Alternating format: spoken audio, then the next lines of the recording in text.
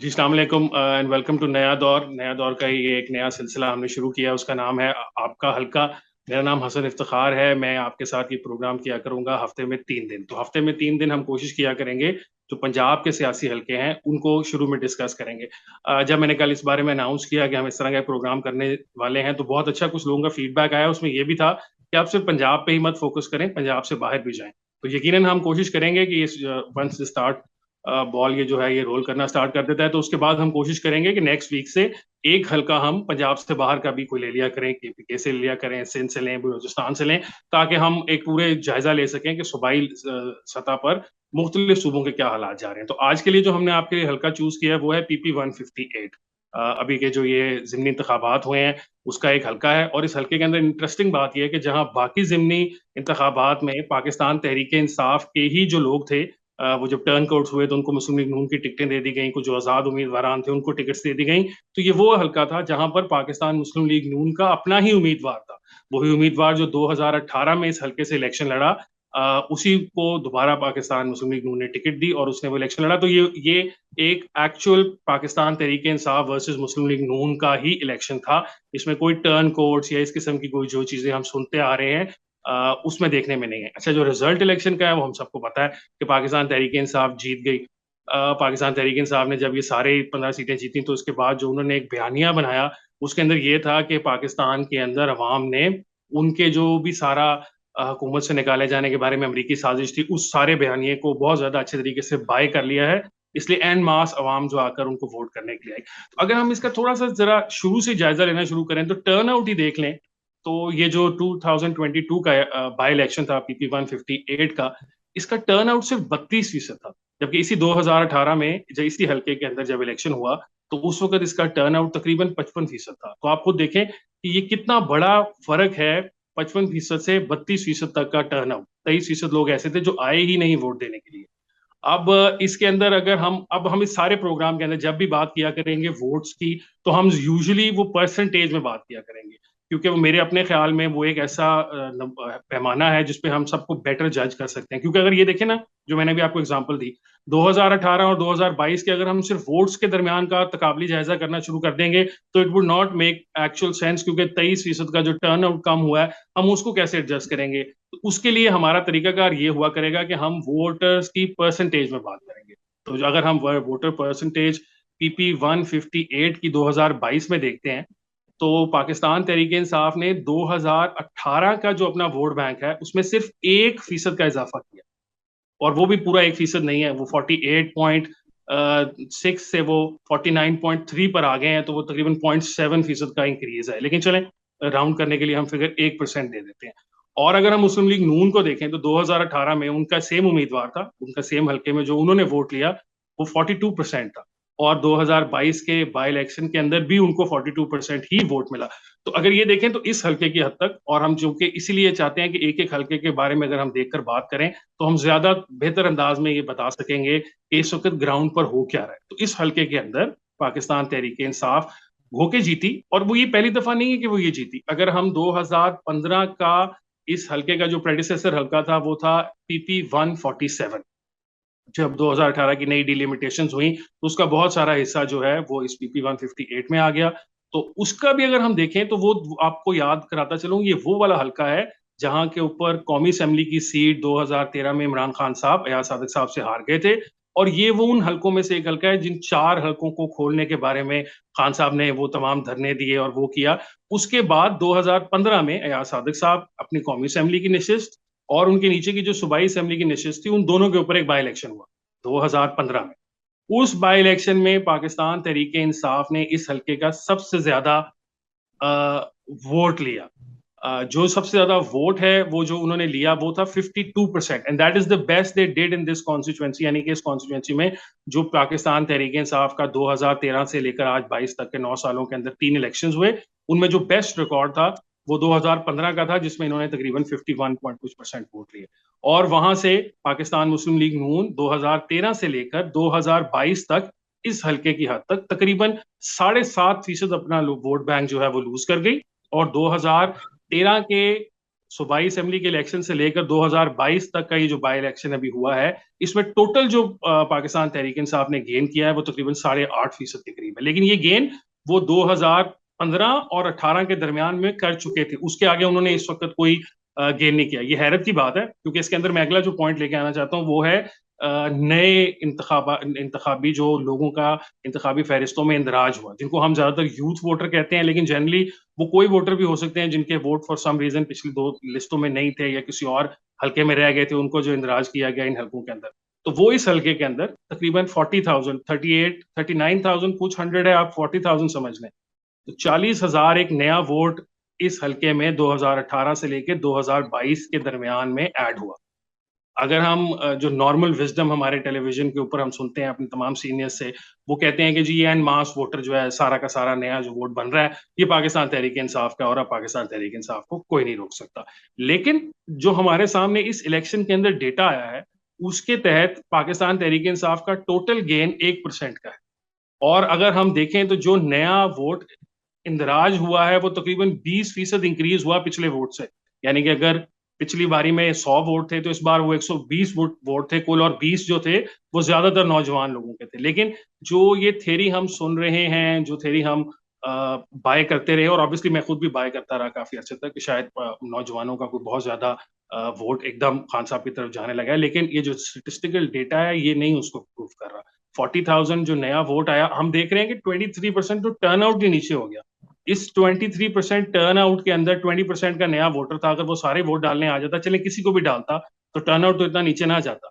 अब सवाल ये है कि इस हल्के के अंदर पाकिस्तान तहरीक इंसाफ ने वो कौन सा जादू चलाया है, वो जो सारे मुल्क को बता रहे हैं। इसको जानने के लिए हमारे पास पाकिस्तान तहरीक इंसाफ लाहौर के वाइस प्रेसिडेंट हैं वकार अहमद साहब, वो हमारे साथ हैं। एक तो उनको वेलकम टू द शो कहते हैं। वकार साहब, वेलकम टू द शो। बहुत शुक्रिया।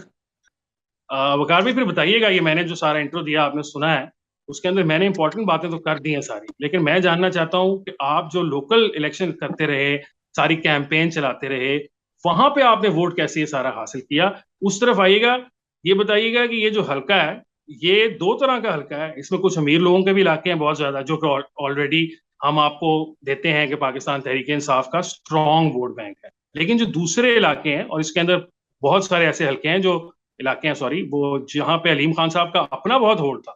वो 2002 में काफली के टिकट में 2003 में यहाँ से जीत गए थे, तो उन्होंने वो 20 साल के अंदर बहुत ज्यादा अपना लोगों से बना के रखा। यहाँ पे बहुत सारे ऐसे घर हैं जिनको वो राशन वगैरह भी देते हैं। तो आपने इस सब के मुकाबले में एक आप जब एक उम्मीदवार लेके आए, ये जो आपके उम्मीदवार हैं मियां अकरम उस्मान साहब, पिछले इलेक्शन में, वैसे इवन दो ये सिर्फ एक स्टेटिस्टिकल एक बात है कहने के लिए, इनको 19 वोट मिले थे इसी हल्के से, क्योंकि ये आजाद खड़े हुए थे कवरिंग कैंडिडेट के तौर पे कि अगर जो इस हल्के का कैंडिडेट है अलीम खान साहब, अगर वो नाअहल हो जाते हैं फॉर वट एवर रीजन और इलेक्शन से पहले, तो वो कवरिंग कैंडिडेट के तौर पे खड़े हुए थे, तो इनको 19 वोट मिले थे। तो मुझे ये बताइएगा कि 19 से 36,000 के करीब का जो आपने सफर तय कराया, वो मियां साहब को कैसे करा दिया? सीधी सी बात है, नजरिया इमरान खान ने कहा है कि पीटीआई को वोट दो, और वो नजरिया जाके लोगों के दिलों पे लगा। और आगे चाहे अलीम खान था या जंगीर तरीन था या एहसन शराफत था, वो नजरिया उनको बहा कर ले गया। नहीं, लेकिन वकार भाई, अभी मैंने बताया सबको कि 1% आपका टोटल वोट इंक्रीज हुआ और उनका वोट नून लीग का कम भी नहीं हुआ। तो वो कौन सा नजरिया था, कहाँ बहा के ले गया सारा कुछ? देखें, पीटीआई का वोट तो इंटैक्ट है, पीटीआई का वोट तो बढ़ा है ना। तो इससे साबित हुआ कि वोट वहां पे पीटीआई का था, अलीम खान का नहीं था। तो पीटीआई का वोट बढ़ा, और तमाम तर धौंस और धांधली भी चलती रही। इसमें वो वाली भी तो चीजें डाले ना, जो कि हुकूमत मुस्लिम लीग नून की थी, इलेक्शन कमीशन मुस्लिम लीग नून का था, 13 जमातें आपस में मिली हुई थी। लेकिन मैं आपको एक बात बताऊं, मियां अकरम उस्मान का ताल्लुक लाहौर की एक सियासी फैमिली से है। उनके वालिद साहब भी एक जमाने में यहाँ से एमएनए रहे, मियां उस्मान साहब। और जी, आईजीआई के बड़ा वो शरीफ थे वो। नफ्स था, सीधा साधा। जी। तो मियां अकरम उस्मान को एक तो वो भी एज था जहां पे हम कैंपेन के लिए जाते थे, तो बहुत से उनके वालिद साहब के जो मिलने वाले थे, वो कहा करते थे कि हमने मियां उस्मान को वोट डाला था, और अगर आप आए हैं तो हम आपको भी वोट डालेंगे। वैसे वोट तो हमने वैसे भी तहरीक इंसाफ को डालना है, लेकिन हमारे लिए खुशी की बात यह है कि हम मियां उस्मान के बेटे को वोट डालेंगे। थोड़ा बहुत आप ये भी कह सकते हैं। उसके अलावा वहां पे अराई वोट बैंक भी मौजूद था, और वो अराइन भी लाहौर मिल के अराइन आपको बिरादरी पता है जो कि है लाहौर के लाहौर के पुराने सियासी वो है ना, जी, तराइयों की वो सियासत स्टेक होल्डर वक्त। समझे जाते हैं। तो एक वो भी था, लेकिन एक इसमें जो मैं आपको एक बात बताऊं, मैं समझा हूं, लोग कहते हैं कि इलेक्शन महंगा हो गया है। मैं समझता हूं इन 15 इलेक्शनों के बाद इलेक्शन कैंपेन सस्ती हो गई है। वो वो कैसे इस भला? तरह से कि इलेक्शन कैंपेन अब चला करेगी डोर टू डोर। जो बंदा कैंडिडेट डोर टू डोर जाएगा, जाके लोगों से वोट मांगेगा, लोग उससे सवाल जवाब करेंगे, और वो लोगों को अगर उन सवालात में मुतमिन कर देता है तो लोग उसको वोट देंगे। मुझे अच्छी तरह याद है कि अल्लाह ताला डॉक्टर यास्मीन राशिद साहबा को सेहत दे, तंदुरुस्ती दे। वो ईद वाले दिन हमें लेकर चली गई और 4 घंटे डोर टू डोर कैंपेन करवाई। लोग वहां पे अपना बकरे ज़िबा कर रहे हैं, गोश्त बांट रहे हैं, और हम नॉक करके उनसे वोट मांग रहे हैं। तो मैंने, चूंकि वो खुद उस हल्के में था, मेरे साथ अली इम्तियाज विधायक साहब, यासर गिलानी साहब, मियां महमूद रशीद साहब, और भी काफी दोस्त वहां पे काम कर रहे थे। तो हमने जो सबसे ज्यादा जोर वहां पे दिया वो था डोर टू डोर पे। डोर टू डोर हम लोगों तक गए। फिर इसके बाद इस कदर उसका डोर टू डोर का इम्पैक्ट अच्छा आया कि हम पर्चियां देने के लिए भी दोबारा से खुद से गए और लोगों को जाके पर्चियां भी दी। उससे पैगाम दूसरी दफा भी पहुंच गया। तो मैं ये समझता हूँ मियां अकरम उस्मान भी अगर अपनी इंतखाबात में कामयाबी की कोई वजह बताएगा तो वो डोर टू डोर होगी कि उसने जाके लोगों से अच्छा डायरेक्ट मुझे वोट मांगा। अच्छा, मैं यहाँ पे एक सवाल पूछना चाहूंगा कि आपने मियां अकरम उस्मान साहब की बात की कि उनके वालिद साहब का भी वोट बैंक था और कुराई बरादरी से भी ताल्लुक रखते हैं, तो एक बरादरी का भी है। हमने वैसे शहरों के अंदर देखा है कि जो जहाँ पे अर्बन एरियाज हैं वहां पे अब पार्टी वोट ज्यादा रह गया हुआ है, ये बरादरियां वगैरह जो है शहरों से खत्म होती जा रही हैं। लाहौर के अंदर भी जो ज्यादातर हल्के हैं शायद वहां से खत्म हो गई होगी, ये कुछ ऐसे एक्स्ट्रॉर्डिनरी केसेस हैं जहाँ पे ये बाकी रह गई थी। तो आपके ख्याल में अगर मियां अकरम उस्मान की जगह पाकिस्तान तहरीक इंसाफ का कोई भी कैंडिडेट होता तो तब भी वो इसी तरीके से इलेक्शन जीतता, या बिल्कुल इसके अंदर उनकी जो बरादरी है उसका भी कुछ ना कुछ रोल है कहीं पे? नहीं। अच्छा, वो बरादरी का रोल, जब जाहिर बात है कि चार पांच छह बरादरियां लाहौर में ऐसी हैं, अगर वो आती हैं तो कुछ लोग पार्टी से हटके अपनी बरादरी को वोट दे देते हैं। लेकिन मैं ये समझता हूँ कि कोई कारकुन भी अगर वहां पे खड़ा होता और वो इसी तरह कैंपेन चलाता, डोर टू डोर जाता, मेहनत करता, तो वो जीत सकता था। उसकी सबसे बड़ी मिसाल शबीर गुज्जर की है कि वो उस इलाके में आया, डोर टू डोर गया, कैंपेन की और जीत गया। तो ये तो इसलिए मैं समझता हूँ। आप पीपी 167 की तरफ चले गए। आज हमने सिर्फ 158 तक बात करनी है। मेरा जो अगले दिन का मैं कंटेंट है वो आप मिसाल आज ही मिसाल दी है, मिसाल दी है कि अब पीटीआई में आप किसी को भी टिकट देंगे, वोट बल्ले को पड़ना है और मेहनत को पड़ना है। हाँ, वोट बल्ले को तो पड़ेगा, लेकिन अगर आपने लीड बढ़ानी है, अपने वोट की तादाद बढ़ानी है, तो उसमें आपको जितनी ज्यादा मेहनत करेंगे उतना आपका वोट बढ़ता जाएगा। और इसके साथ साथ एक और बात, इस दफा पीटीआई इलेक्शन डे पर मजबूती के साथ पोलिंग स्टेशन पर खड़ी रही, और हमारे लोग तब तक वहां से नहीं हटे जब तक उनको रिजल्ट नहीं मिला। और इस सिलसिले में 2 जगह लड़ाई भी हुई। एक शेख सरदार स्कूल था जहां वो जो कौन से वजीर थे वफाकी, जो स्पेशली इस्तीफा दे के कैंपेन करने के लिए आए थे 158 में, अगर आप मुझे उनका, हाँ, सरदार अयाज अयाज सादिक साहब का, वो हार गए हैं वो उनका भी ये हल्का अपना। है ना, उनका ये वो, कौमी असेंबली का हल्का है ना, हाँ जी, उनकी उनके नीचे ही कौमी असेंबली की वो सीट अपना है। पोलिंग स्टेशन भी हार गए। तो उधर उधर मसला हुआ। एक उधर हुआ, एक गड़ी शो का एक हिस्सा चूंकि मेरे हल्के में आता है 146 में, एक एक साइड जो है, और दूसरी साइड 158 में आती है। तो एक वहां पे कुछ मसला हुआ, लेकिन वर्कर डटे रहे। और इलेक्शन कमीशन का जो अमला कोशिश कर रहा था, उसमें इलेक्शन कमीशन के एक बंदे को पुलिस ने गिरफ्तार भी किया, जिसने टेम्परिंग करने की कोशिश की थी। तो मैं समझता हूँ इससे वकार पहले भाई तरीके का। बेसिकली वकार भाई आप बेसिकली ये कह रहे हैं ना कि आपने भरपूर तरीके से इलेक्शन लड़ा, आपके साथ खान साहब का नजरिया भी था, और वो इन सब के बावजूद भी अगर हम परसेंटेज ऑफ वोट देखें तो आपने अपनी 2018 से उसको बरकरार रखा और उसमें कुछ फीसद इजाफा कर लिया। आपके ख्याल में ये बात जो है ये आपकी कामयाबी तस्वुर की जाए? लेकिन मैं आपसे ये कह रहा हूं कि हम जब इस इलेक्शन में जा रहे थे और सब हमें ये कह रहे थे कि एक 40,000 का नया वोट बैंक इकट्ठा हुआ बैठा है नौजवानों का, और वो आपको हिलने नहीं देगा, वो सारा का सारा खान साहब को पड़ जाना है। और हमारे जैसे लोग जो पॉइंट आउट करते थे कि ऐसे एन मास वोट कहीं नहीं पड़ते, तो वो हमें गलत कहते थे। तो आपने खुद ये देखा, इलेक्शन रिजल्ट है, आपने कैंपेन की, हमें कहीं तो नजर नहीं आ रहा वो बात कि कोई वेव चल पड़ी हुई है खान साहब के हक में कहा। और चूंकि हम सिर्फ हल्के हल्के की बात करें तो भी हम सिर्फ 158 तक अपने आप को रखेंगे। ऑब्वियसली कई हल्कों में हम जाएंगे, जिस तरह आपने एग्जांपल दी तो मैं भी अभी तो एग्जांपल दे देता हूँ कि अभी जब तो हम भक्कर में जाएंगे तो भक्कर में एक हसन वेव भाई, चली हुई है, जिसके बारे में आप मुस्कुरा रहे हैं मुझे पता है, क्योंकि भक्कर में तो वेव चली हुई है। वहां पे जब मैं बात करूंगा तो मैं बताऊंगा कि हाँ भाई ये भक्कर के अंदर जो थी खान साहब की वेव चल पड़ी थी। लेकिन लाहौर शहर की हद तक और अभी हम अगर बाकियों को भी देखेंगे तो सेम परसेंटेजेस ही हैं जो आपको 2018 में मिली थी, उसमें अच्छा कोई मेरी खास बात फर्क सुन, नहीं आया। अच्छा मेरी बात सुने ना हसन भाई, गुजारिश ये है, ए, आपकी बात मैं मान लेता हूँ, अभी हमने अपने वोटर को निकाला था सिर्फ इन सीटों को जीतने के लिए। वो जो 40% वोटर है उसको 2 तिहाई के ये लिए तो बहुत संभाल के फिर रखा से हुआ है। निकाली है मतलब वकार भाई, ये तो मत कहना कि ये लाइफ और डेथ का इलेक्शन था पीटीआई के लिए, और आप लोगों ने बिल्कुल लड़ा भी ऐसे। To give you the credit, जहां पे आपका क्रेडिट ड्यू है वहां बनता है, आप लोगों ने बिल्कुल लाइफ एंड डेथ की तरह इलेक्शन लड़ा। और खान साहब को, मेरा अपना ये ख्याल है कि खान साहब से ज्यादा उन, जिस तरह आपने कहा डोर टू डोर जो लोग गए, उन्होंने खान साहब को ज्यादा सुरखरू किया, क्योंकि खान साहब तो सिर्फ तकरीर करने आते थे हल्के के अंदर, उनका पैगाम घर घर तो आप लोगों ने पहुंचाया। आप लोगों ने बिल्कुल अच्छा कारकर्दगी दिखाई, लेकिन वो कारकर्दगी जिसके बारे में हमें बताया जा रहा था कि ये कारकर्दगी आ रही है, ये क्लीन स्वीप हो जाएगी, खान साहब 90% ऑफ दी आवाम को रिप्रेजेंट कर रहे हैं, वो तो नहीं नजर आ रहा ना हमें। मैं आपको बता, अभी तो हमने हमारा 1% वोट बढ़ा है, तो सारे इदारे मिलके पड़ गए पीटीआई को 8 साल पुराना फैसला निकाल कर ले आए। वो जो 39% वोट अभी पीछे पड़ा है ना, वो 2 तिहाई के लिए पड़ा है। आइंदा इलेक्शन का ऐलान होने दें, अक्टूबर नवंबर में दिसंबर में इलेक्शन करवाएं, वो 40% जो नौजवान है वो भी बाहर निकल के बल्ले को वोट डालेगा। नहीं, ये तो अब एक सपोजिशन है, खैर चले, मैं आप चूंकि आप उनके क्या कहते हैं पार्टी के ओहदेदार हैं, मैं आपसे ज्यादा बहस तो कर नहीं सकता।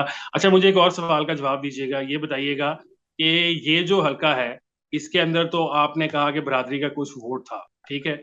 अब जो राणा साहब हैं, उनकी भी तो कोई बरादरी है ना, कि वो बाहर से आए हुए हैं तो इसलिए उनकी कोई बरादरी नहीं है लोकल, और उनको कोई वोट नहीं दे रहा, वो भी तो राजपूत है। अब अलीम खान की अब देखें, मैंने वैसे एक बात की कि जब कुछ बरादरियां ऐसी हैं वहां पे वोट लोग ठोक के दे दिया करते हैं, ठीक है। उनमें कश्मीरी एराई, गुजर्स हैं, राजपूत हैं, ये मिलके कुछ जगह पे पठान है, वो वोट देते हैं, ठीक है जी। गुजारिश सिर्फ इतनी है, मैं ये नहीं कहता कि मियां अकरम उस्मान अपनी बरादरी की वजह से जीता, मैं ये कहता हूँ कि मियां अकरम उस्मान बल्ले के निशान पर ही जीता, लेकिन इसमें इम्पैक्ट होता है, समटाइम लोग बरादरी को भी वोट दे दिया करते हैं। लेकिन इमरान खान ने आके इस नजरिए को भी खत्म कर दिया है। उसकी बड़ी मिसालें बहुत सी ऐसी हैं कि जिन लोगों के अकेले अकेले थे उस हल्के में, चाहे अकेला घर था, वो भी जीत जाते हैं। गुजारिश सिर्फ इतनी है कि जो इस इलेक्शन की सबसे खास वजह थी, ये इलेक्शन अलीम खान की सियासी जिंदगी का इलेक्शन था, जिसमें नहीं तो उसने लेकिन खुद तो अलीम खान साहब तो कैंपेन में आए ही नहीं ना, अलीम खान साहब ने जी कहाँ जी कैंपेन किया, वो तो कहीं पे जी मौजूद ही जी, नहीं थे, मैंने तो नहीं उनको कहीं देखा कैंपेन वो करते हुए, ना सुना किसी से। सियासत में है कि सियासत भी छोड़ गए हैं, आपके पास इतला मेरे होगी। अपना ख्याल है मेरी वैसे, मेरा अपना, मेरे तक जो इतलात आई हैं उसमें तो यही है कि वो अभी किसी सियासी ओहदे के लिए नहीं तैयार, शायद अगर कभी किसी टाइम पे उनको कोई आईनी ओहदा दे दिया जाए तो और बात होगी। तो मैंने तो उनको नहीं देखा, निगरान ना ही वजीर मैंने आला, सुना कि उन्होंने किया। शुएब सिद्दीकी साहब नजर आए हल्के में कहीं पे काम करते हुए, मुझे तो शुएब उन्होंने सिद्दीकी साहब जलसा के बारे किया में था। नहीं किसी ने। वो एक जलसा छोटा मोटा किया था उन्होंने, उसके बाद आप जिस तरह डोर टू डोर की बात कर रहे हैं, हल्के में वोट मांगने के लिए तो यहाँ सादक साहब को जाना पड़ा और ख्वाजा सलमान रफीक साहब को जाना तो पड़ा, शुएब वो तो शुएब नून। सिद्दीकी शुएब सिद्दीकी इतना समझदार तो है ना कि अब उसने एक तो लोटा बन गया, दूसरा कहता लोटा बन के जूते भी खाऊं जाके लोगों से वोट मांग के। लोगों चलिए, ने कहना था कि ये तो अब आपका ऑब्वियसली उनके खिलाफ एक है, वो आपके टर्न कोट है, गुस्सा आपके अंदर है, अब जायज है, यानी कि मैं कुछ नहीं कह सकता।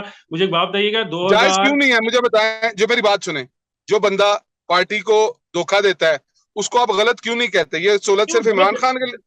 देखें जी, गलत वो बिल्कुल है, लेकिन मैं आपको जो पब्लिकली आप गुस्से का इजहार करें, मैं तो अब उनको वो नहीं कह अल्फाज दे से बुला सकता जिनसे आप बुला रहे हैं ना, आप बुला सकते हैं, मैं नहीं बुला सकता। अच्छा, थोड़ा सा आगे चलते हैं। ये बताइएगा कि ये जो 158 है, एक जमाने में पाकिस्तान पीपल्स पार्टी का इस इलाके में जो बहुत सारे एरियाज हैं वो गाढ़ हुआ करते थे।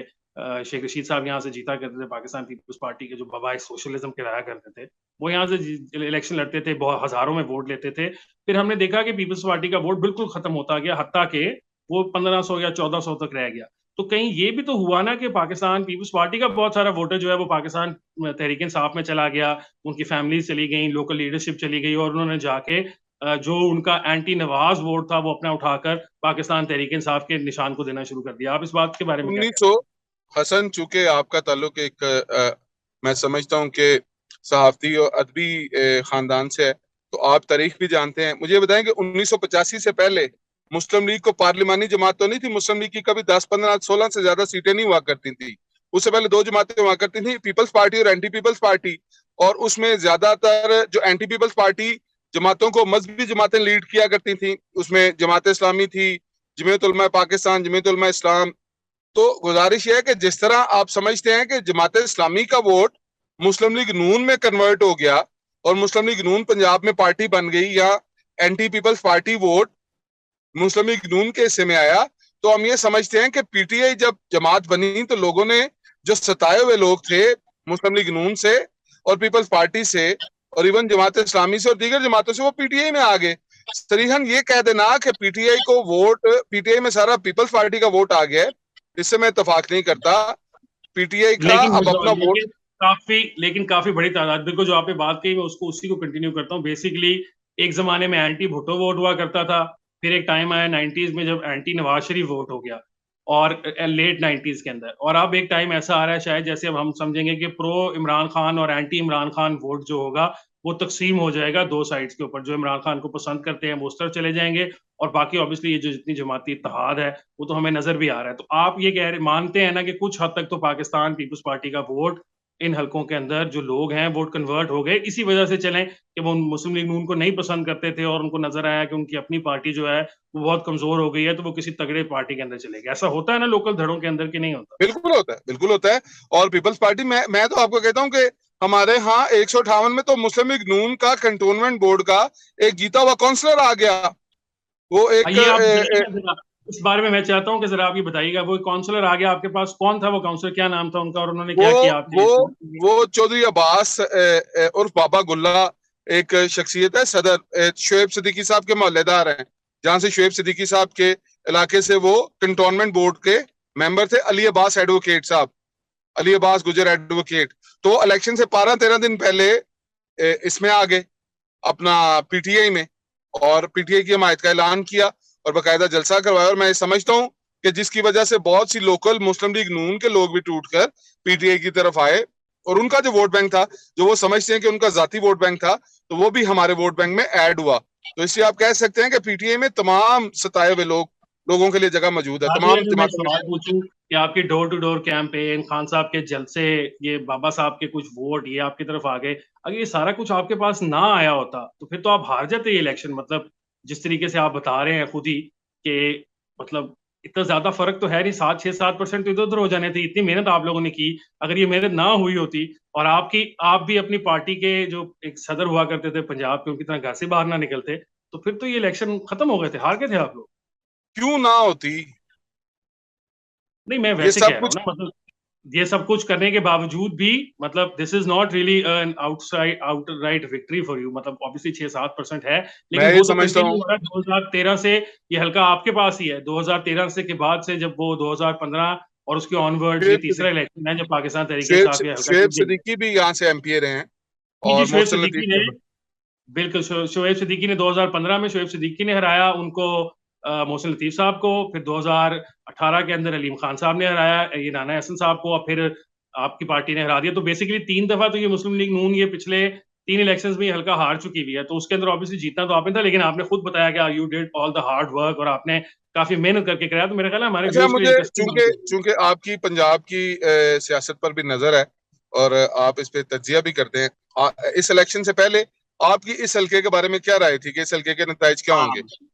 बिल्कुल मेरा ख्याल है कि ये आप लोगों ने हमारे लिए सरप्राइज दिया। बिल्कुल ये था हाँ, तो मार्जिनल उसमें हल्का, मार्जिनली हल्का। हमारी जो हिसाब किताब, तो ऑब्वियसली गलती माननी चाहिए इंसान को अपनी, तो हमारा जो अपना हिसाब किताब था उसमें हल्का मार्जिनली मुस्लिम लीग नून जीत सकती रही थी या जीत सकती थी। ऑब्वियसली हम इसी तक का प्रिडिक्ट कर सकते हैं। तो आप बिल्कुल ठीक कह रहे हैं, ये हमारी जो प्रिडिक्शन थी उसको आप लोगों ने गलत साबित किया, विच इज गुड। मतलब ऑब्वियसली आप, मुझे पता है, बहुत ज्यादा एंजॉय करते हैं तहरीक इंसाफ वाले सहाफियों को या एनालिस्ट, जब वो गलत साबित हो जाए या आप कर दें तो आप बड़ा जॉय फील करते हैं, यार देखो हमने आपको गलत साबित कर दिया। बट मेरे इट्स मे, ओके आप देख, मेरी बात सुने। लोगों के डॉक्टर दोस्त होते हैं, लोगों के इंजीनियर दोस्त होते हैं, लोगों के फौजी दोस्त होते हैं, लेकिन कम से कम जहां तक मेरी बात है, मेरे तो लाहौर के सारे साफियों के साथ दोस्ती है, और आप जैसे 5-7-8 जो हैं वो मेरे वैसे ही बेस्ट फ्रेंड्स हैं। तो बात यह है कि मेरी तो साफियों से दोस्ती है, मैंने कभी इंजॉय नहीं किया, कभी ट्रोल नहीं किया। हाँ, जो सहाफी पार्टी बन जाएं और अपना गुस्सा निकालें तो उनको कभी कभी जवाब दे दिया करते हैं। उनको ट्रोल करना चाहिए। अच्छा, मजे की बात यह है, मैं ट्रोल अपने नहीं नाज़रीन करता, को जवाब बताता, देते हैं। मैं अपने नाज़रीन को बताता जाऊं कि सरदार याद सादक ने जब पाकिस्तान तहरीक इंसाफ छोड़ी 2002 से पहले, और 2002 से लेकर आज 2022 तक वो अपनी कौमी असम्बली का इलेक्शन कभी भी नहीं हारे सर से। जो ये हल्का है इसके ऊपर अभी है कुछ हल्का उनका 2018 में डिलिमिटेशन में काफी हद तक बदल गया, लेकिन वो फिर भी नहीं हारे। लेकिन इसी के साथ एक मजे का ट्रिविया ये है कि उनके नीचे होने वाला बाय इलेक्शन, जब उन्होंने उनके नीचे कोई सूबाई असेंबली की सीट खाली हुई, तो वो मुस्लिम लीग नून कभी जीती नहीं। ये पहली दफा नहीं है कि वो मुस्लिम लीग नून एक बाई इलेक्शन जिसके अंदर सरदार रियाज सादक साहब कौमी असेंबली के मेंबर हैं वो हारी हो। 2015 के अंदर भी सरदार रियाज सादक साहब अपनी सीट जीत गए थे बाई इलेक्शन में अलीम खान साहब से, लेकिन उनके नीचे की जो सूबाई असेंबली की सीट थी वो हार गई थी मुस्लिम लीग नून।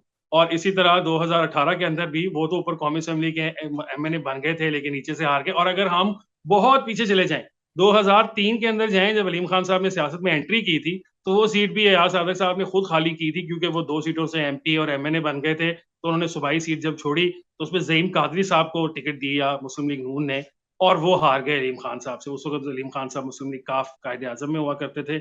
लेकिन ये एक मजे का ट्रिविया है कि एयाज सादक साहब खुद अनडिफीटेड है, लेकिन उनके नीचे की जो सूबाई असेंबली की सीट है वो 3 दफा बाई इलेक्शन में उनकी पार्टी हार चुकी हुई और उससे एक दफा ज्यादा कौमी असेंबली में भी हारी हुई है।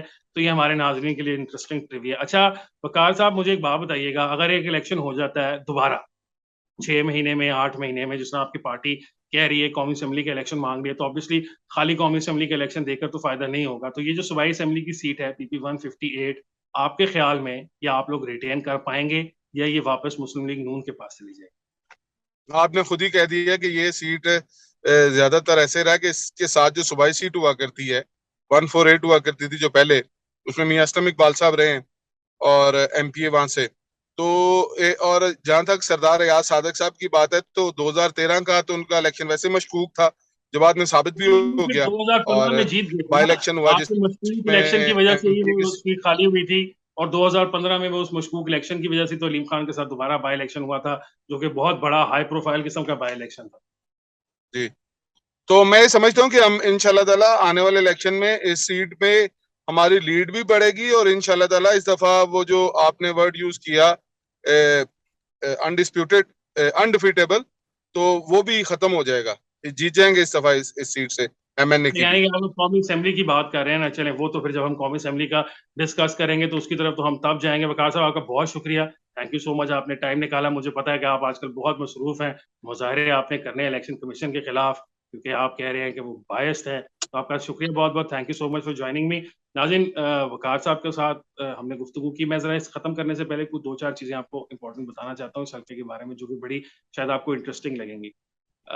ये जो हल्का है 158, इसके अंदर इसके राइट लेफ्ट साइड पर अगर आप देखें तो बहुत सारे, जिस तरह अभी वकार भाई खुद भी बता रहे थे, 148 का जो था पुराना वो 146 पुराना और इस तरह का, तो काफी सारा पाकिस्तान तहरीक इंसाफ का एक वोट बैंक इकट्ठा कर दिया गया। अब ये हुस्न इत्तफाक था कि 2018 की डिलिमिटेशंस इस तरीके की गई कि ब्लॉक दर ब्लॉक जो वोट्स थे वो ऐसे हलकों में डाल दिए गए जहां पर क्या कहते हैं, पाकिस्तान तहरीक इंसाफ की ज्यादा वोट्स थे, ताकि कुछ अगर कमी बेशी रह गई कुछ इलेक्शंस को जीतने हारने के लिए तो वो पूरी कर दी जाए। खैर ये तो मेरी कंस्पिरेसी थ्योरी है क्योंकि इसको हम प्रूव नहीं कर सकते। डिलिमिटेशंस का एक प्रोसेस जो है वो इतना डिटेल्ड प्रोसेस है कि उसके लिए बहुत ज्यादा टाइम एंड रिसोर्सेज चाहिए इस थ्योरी को एज मजीद एक्सप्लोर करने के लिए। इस हल्के के अंदर इंपॉर्टेंट एक अच्छी बात यह है कि जहां मर्द हजरात का हमने देखा है कि पिछले जो हमने पोलिंग के रिजल्ट्स देखे या देखा कि कितनी पोलिंग हुई, किस मर्द और खवातीन में कितना फर्क था, उसमें मजे की चीज ये देखने में मिली कि तकरीबन 50% ऑफ रजिस्टर्ड जो खवातीन हैं वो वोट करती है इस हल्के के अंदर, जो कि बहुत अच्छी बात है। ऑब्वियसली इससे ज्यादा अच्छा होना चाहिए, इससे ज्यादा नंबर होना चाहिए खवातीन का। हमने देखा कि जो उम्मीदवारान हैं उनके अंदर खवातीन को खास तरजीह नहीं दी गई। वैसे हिना जो परवेज भट्ट साहिबा हैं वो 2018 के अंदर यहाँ से कवरिंग कैंडिडेट जरूर थी, 45 वोट जरूर उन्होंने हासिल किए थे, लेकिन किसी भी जो है पॉलिटिकल पार्टी उसने खवातीन को कभी मेन स्ट्रीम करके इस तरह की इस हल्के के अंदर नहीं दी टिकट। उसके बावजूद खवातीन का बहुत बड़ा तादाद 50% का आना, इलेक्शन के अंदर वोट देना एक बहुत इंटरेस्टिंग बात है मेरे लिए। और एक अच्छी बात भी है कि चलें खवातीन की जो सारा ये डेमोक्रेसी के अंदर पार्टिसिपेशन है वो तो कम से कम नजर आ रही है। पाकिस्तान पीपल्स पार्टी के लिए ये हल्का एक बहुत अजीब सा हल्का रहा है। एक जमाने में यहाँ पे पाकिस्तान पीपल्स पार्टी का बहुत ज्यादा वोट बैंक होता था। 2008 के बाद से हमने देखना शुरू किया कि वो कम होता गया। 2013 में और फिर उसके बाद 2018 में तो वो बिल्कुल खत्म हो गया, इस हद तक के जो 2015 का बाई इलेक्शन था उसमें शायद यहाँ पर 700 वोट मिले पाकिस्तान पीपल्स पार्टी के कैंडिडेट को, और इसी तरह 2018 में तकरीबन 14 या 1500 के करीब वोट थे। तो जो पार्टी 2008 तक यहाँ पर तकरीबन 9-9,500 वोट लेती रही सूबाई असेंबली के सतह पर, वो बहुत कमजोर होकर सुकड़ कर 1400-1500 वोटों में आ गई। और बहुत ज्यादा जो वोट ट्रांसफर है वो वाला वो पाकिस्तान तहरीक-ए-इंसाफ की तरफ चला गया। इसमें एक फैक्टर 2018 से जो नया आया है, उसके बारे में भी बात करनी ज़रूरी है, वो है टीएलपी का फैक्टर। 2018 के अंदर टीएलपी ने तकरीबन 5.8% ऑफ वोट लिया इस हल्के का, जो उस दिन पोल हुआ उसका। बाई इलेक्शन में उन्होंने 7 पॉइंट कुछ परसेंट लिया, तो उन्होंने भी अपने वोट को तकरीबन 1 डेढ़ फीसद बढ़ाया है। अगर आप 2013 की दोनों main stream parties Pakistan Tehreek-e-Insaf और नून लीग के वोट्स को देखें, तो आपको पता चलेगा कि टीएलपी ने जो अपना 6% का तकरीबन वोट लिया था, वो इन दोनों को ही तकरीबन बराबर-बराबर डेंट किया और वहाँ से ले लिया। 1 से तकरीबन 2.5% लिया पीटीआई से और 3.5% जो वोट था, वो मुस्लिम लीग नून का उन्होंने डेंट किया। तो टीएलपी का फैक्टर भी इम्पोर्टेंट है यहाँ पर, इस बार भी उन्होंने तकरीबन 7% वोट लिया।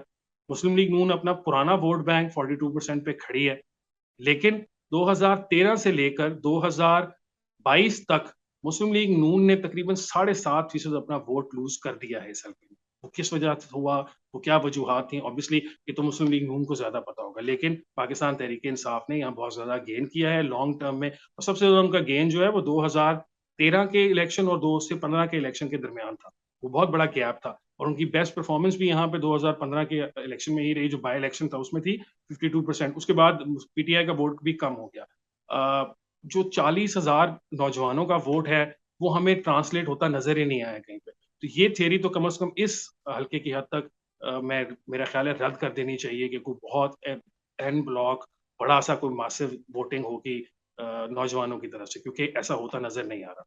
आखिरी बात ये है कि जो भी हम एनालिसिस करते हैं किसी भी हल्के के बारे में, ये ऑब्वियसली जो हमारे पास डेटा अवेलेबल है उसकी बुनियाद पे करते हैं। इलेक्शन कमीशन जो वोटिंग पैटर्न है या जो वोटिंग डे के हैं वो वोट डालने वाले, उनकी लिस्टों से उनकी कोई डिटेल्स हमें नहीं देता। किसी जगह भी इस तरह का कोई डेटा नहीं है कि हम उसको एज या एजुकेशन या दुनिया भर में जिस तरह होता है कि मुख्तलिफ जो एट्रीब्यूट्स होते हैं उसके थ्रू हम किसी चीज़ को रिसर्च कर सकेंगे, उसके बारे में अपनी ओपिनियन क्रिएट कर सकें। तो जो अवेलेबल डेटा है हम उसको इस्तेमाल करते रहेंगे, आपको मज़ीद कोशिश करते रहेंगे कि इसी तरह हल्के के बारे में जिस हद तक हो सके बता सकें।